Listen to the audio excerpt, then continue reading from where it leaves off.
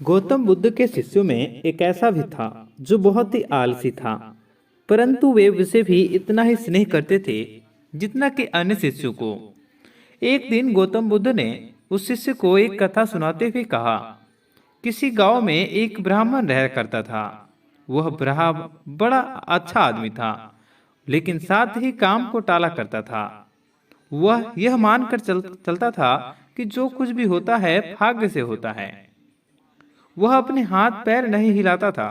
वह बहुत आलसी था। एक दिन एक साधु उसके घर आया। ब्राह्मण और उसकी घरवाली ने उसका खूब आदर सत्कार किया। साधु ने चलते समय खुश होकर ब्राह्मण से कहा, तुम बहुत गरीब हो, लो मैं तुम्हें पारसी पत्थर देता हूं। 7 दिनों के बाद मैं फिर आऊंगा और इसे ले जाऊंगा। इस बीच तुम जितना सोना बनाना चाहो बना लेना। ब्राह्मण ने पथरी ले ली। साधु चला गया। उसके जाने के पश्चात ब्राह्मण ने घर में लोहा खोजा और उसे बहुत थोड़ा सा लोहा मिला। वह उसी को सोना बनाकर बेच आया और कुछ सामान खरीद ले आया। अगले दिन इस स्त्री के बहुत जोर देने पर वह बाजार में गया और लोहा खरीद लाया, लेकिन लोहा कुछ महंगा था। वह घर लौट आया। 2-3 दिन बाद वह फिर बाजार गया तो पता चला कि लोहा पहले से भी ज्यादा महंगा हो गया है। उसने सोचा कि कोई बात नहीं, 1-2 दिन में भाव जरूर नीचे आ जाएगा, तभी खरीदेंगे।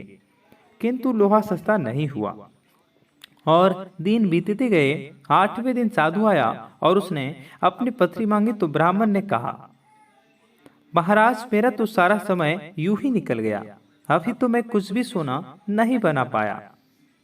आप कृपा करके इस पत्री को कुछ दिन मेरे पास और छोड़ दीजिए। लेकिन साधु राजी नहीं हुआ। उसने कहा, तुम जैसा आदमी जीवन में कुछ नहीं कर सकता।